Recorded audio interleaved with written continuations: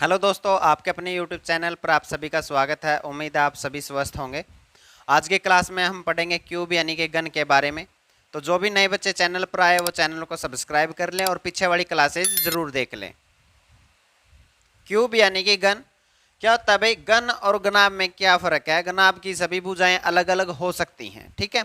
और गन की क्या होती है? सभी भुजाएं समान होती हैं, यानी इसकी लंबाई, चौड़ाई और ऊंचाई तीनों ही सेम होती हैं, ठीक है। ये है गन और ये है गनाब, ठीक है। गनाब के बारे में पीछे की वीडियो में हम पढ़ चुके हैं, तो आप वहां पर देख सकते हैं। इसमें क्या होता है, अगर इसकी वॉल्यूम निकालते हैं तो लंबाई गुणा में चौड़ाई गुणा ऊंचाई, और इसकी लंबाई और चौड़ाई और ऊंचाई सभी सेम होती है। तो यानी कि अगर लंबाई हम यानी भुजा या लंबाई कह लो ए मान लेते हैं, तो ए गुणा में ए तो कितना हो जाएगा? ए क्यूब हो जाएगा। कोई ज़्यादा डिफरेंस नहीं है, बस इसकी क्या है, सभी भुजाएं अलग अलग हैं और इसकी सभी भुजाएं सेम हैं।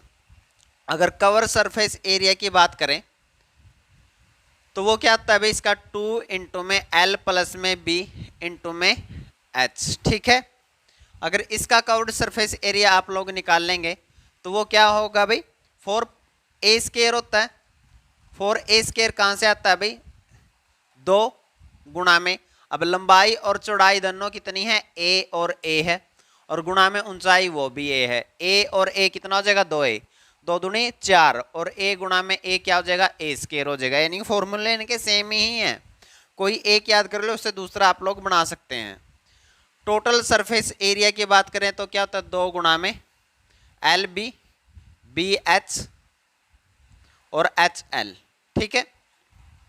इसका टोटल सरफेस एरिया आप लोग निकाल लेंगे तो कितना हो जाएगा? 2 गुणा में ए कितना हो जाएगा? a², फिर ए गुणा में a², ए गुणा में a² यानी कि 3a², यानी कि फिर टोटल सरफेस एरिया कितना आ जाएगा? 3 इंटू में 2 6a², ठीक है। तो इसका टोटल सरफेस एरिया आ जाएगा। विकर्ण आप लोगों ने पढ़ा था, डायगोनल, ठीक है। वो कितना होता है? इसका √l² प्लस में b² प्लस में h², ठीक है। और इसका अगर हम डायगोनल निकालते हैं, अगर इसी फॉर्मूले में, बस यही बात है कि इसकी भुजाएं अलग अलग होती हैं और इसकी भुजाएं सेम है। अगर इसके फॉर्मूले आपको याद है तो ये इन्हीं से आप चाहें तो बना सकते हैं, नहीं तो डायरेक्ट भी याद कर सकते हैं। तो ये क्या हो जाएगा? a² और a², कितना हो जाएगा? √3a²। अब a² और ऊपर रूट तो हट जाएगा, तो यानी कि डायगोनल कितना हो जाएगा? a√3 आ जाएगा या √3a आ जाएगा। ये इसका क्या आ जाएगा? डायगोनल। ये बेसिक बातें हैं जो आप लोगों को पता होनी चाहिए क्वेश्चन करने से पहले। फर्स्ट क्वेश्चन है भाई, और बहुत ही सिंपल है। किसी घन का टोटल सरफेस एरिया यानी संपूर्ण पृष्ठीय क्षेत्रफल उसके आयतन के समान है तो घन के विकर्ण की लंबाई ज्ञात करें। अब आप लोगों को पता होना चाहिए टोटल सरफेस एरिया कितना होता है किसी घन का? 6a² होता है, ठीक है। और उसका आयतन कितना होता है यानी वॉल्यूम कितना होता है भाई? a³ होता है। ये दोनों उन्होंने न्यूमेरिक तौर पर यानी कि न्यूमेरिकल वैल्यू जो इनकी आती है वो दोनों बराबर दे रखी है, यानी कि 6a² फिर बराबर किसके है? a³ के है। आप काटोगे तो ये कितना आ जाए? a की वैल्यू यहाँ से कितनी आ जाएगी? 6 आ जाएगी। आप लोगों को क्या निकालना है? विकर्ण। विकर्ण कितना होता है भाई? √3a या फिर a√3, आप कुछ भी लिख लें। तो a की वैल्यू कितनी आई अपनी? 6, तो विकर्ण की वैल्यू कितनी हो जाएगी? 6√3 सेंटीमीटर, ठीक है। ये आप लोगों का आंसर हो। नेक्स्ट क्वेश्चन है भाई, और इंपॉर्टेंट क्वेश्चन है जो CGL और कैट में पहले आया है, और ऐसे क्वेश्चन आपको एग्जाम में देखने को जरूर मिलेंगे। एक ठोस घन को पिघलाकर 5 छोटे घन बनाए जाते हैं जिनके आयतन का अनुपात क्रमशः 1:1:8:27:27 है। तो इन सभी घनों का टोटल सरफेस एरिया बड़े घन के टोटल सरफेस एरिया से कितने प्रतिशत अधिक है? ये हमें बताना है भाई।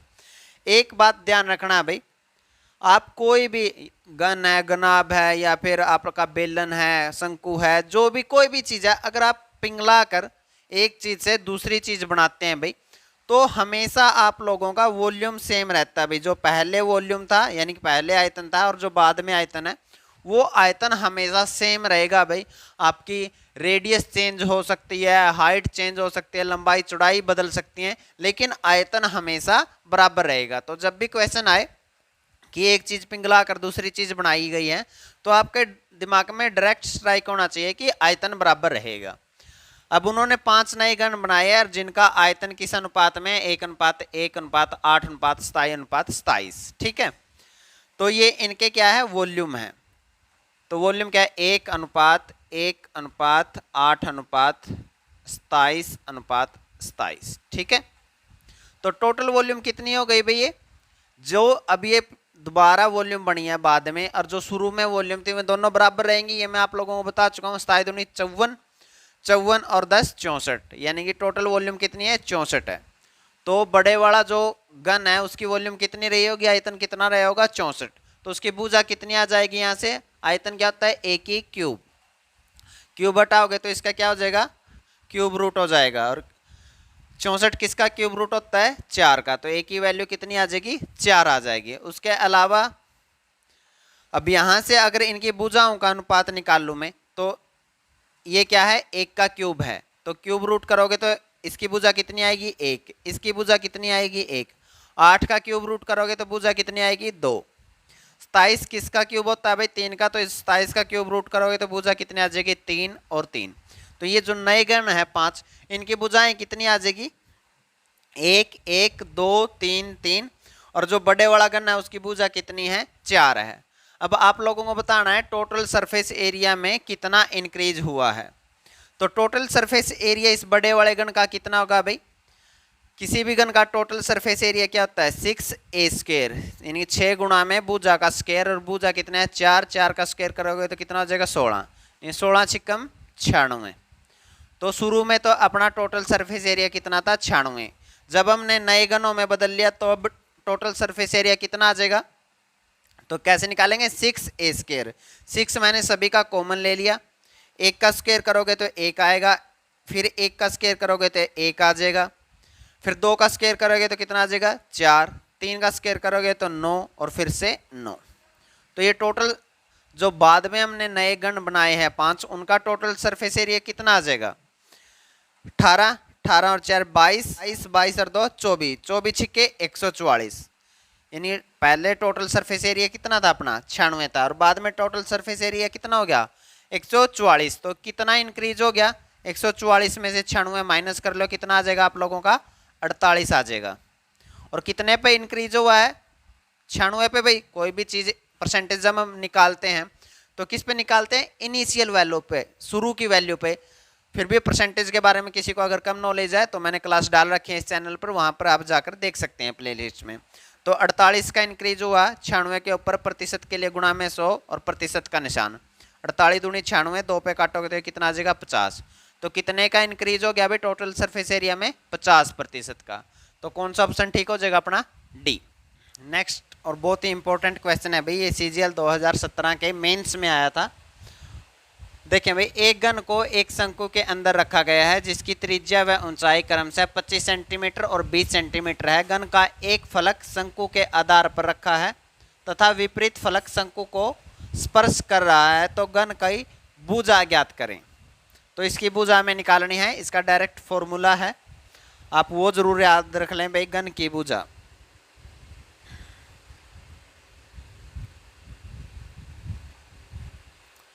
ये होता है भाई 2RH बटे में 2R प्लस में H, जहां पर R क्या है, R शंकु की त्रिज्या है और H शंकु की ऊंचाई है। तो इसकी हेल्प से आप इसे बड़े आसानी से सोल्व कर सकते हैं और ऐसा क्वेश्चन दोबारा भी एग्जाम में देखने को जरूर मिलेगा। तो आप ये जरूर देख लें भाई। तो 2 गुणा में R कितनी है, 25 है, और H कितनी अपनी 20 है, बटे में ये कितना हो जाएगा, 25 दूनी 50 प्लस में 20, ये कितना हो जाएगा 70। ये कितना हो जाएगा, 25 चौके 100 और 1 0 की 1 0, और नीचे कितना हो जाएगा 70। तो ये कितना आ जाएगा भाई, 14 से ही 2/7 सेंटीमीटर क्या आ जाएगी अपनी गन की भुजा आ जाएगी। वो इसके साथ आपसे गन का टोटल सरफेस एरिया, वॉल्यूम या फिर कुछ भी पूछ सकता है, वो आप लोग इसकी भुजा की वैल्यू से निकाल सकते हैं। आप लोगों को ये फॉर्मूला जरूर याद रखना है, इसे कॉपी में नोट डाउन कर लें, बहुत इंपॉर्टेंट है। वैसे ये 3D में है, क्वेश्चन ऐसे ही सोल्व करना है आप लोग ताकि समझ सकें, इसलिए मैंने ये बना के दिखाया भाई। ये आप लोगों का कोण है और इसके अंदर ये गन रखा हुआ है और ये यहाँ पर इसको टच कर रहा है भाई, ठीक है। और एक फेस इसका कहाँ पे है, इसके आधार पे रखा हुआ है, तो इस प्रकार से दिखाई देगा। वैसे आपको ये डायरेक्ट याद रखना है। नेक्स्ट क्वेश्चन है भाई, और ये सभी एग्जाम में आने लायक क्वेश्चन है, बहुत ज़्यादा हार्ड नहीं है। एक गनाब की विमाएँ 65 × 26 × में 3.9 है। इस गनाब से बड़े व समान आकार के गन काटे जाने हैं, तो कुल कितने गन बनेंगे ये हमें बताना है। तो हमें ज्ञात करना है कि जो हम गन बनाएंगे उसका मैक्सिमम साइज यानी कि उसकी मैक्सिमम भुजा कितनी होगी वो हमें पता करना है। और इस गनाब की विमाएँ कितनी हैं, 65, 26 और 39। जब बड़े से बड़े आकार का काटना है तो आप लोगों को ऐसा नंबर ढूंढना होगा, वो बड़े से बड़ा नंबर जो इन तीनों को पूरा भाग कर दे, यानी इन तीनों का HCF जो होगा वही हमारी गन की भुजा होगी भाई, जो नया गन बनाएंगे हम, ठीक है। तो ऐसा कौन सा नंबर है जो तीनों को काट सकता है, तो मेरे को डायरेक्ट देखने से पता चल गया कि 13 है। नहीं तो आप निकाल सकते हैं। और आप लोग HCF कैसे निकालते हैं ये मैंने HCF वाले चैप्टर में आप लोगों को करवाया है, नहीं देखा है तो उस चैप्टर को भी जाके जरूर देख लें। तो इनका HCF कितना होगा, 13। लेकिन ये यहाँ पर पॉइंट है तो इसे छोटी ही भुजा काट सकते हैं हम, तो 1.3 सेंटीमीटर वाला भुजा वाला गन हमें इसमें से काटना पड़ेगा। तो कितने गन कटेंगे भाई, कितने गन कटेंगे कि हम देखो आयतन कितना बनेगा फिर उसका 1.3 गुणा में 1.3 गुणा में 1.3, ठीक है। इतना सेंटीमीटर क्यूब बनेगा एक का। हमने मान लिया कि इसमें से कितने क्यूब बनेंगे, n क्यूब बनेंगे, तो n। और मैंने आप लोगों को बताया था कि आयतन हमेशा बराबर रहता है पहले और बाद में, चाहे हम उसे कितने भी टुकड़ों में काट दें। तो यानी कि इन सभी गनों का आयतन किसके बराबर होगा, जो हमारा पहले गनाब था उसके आयतन के बराबर होगा, ठीक है। तो गुणा में 3.9।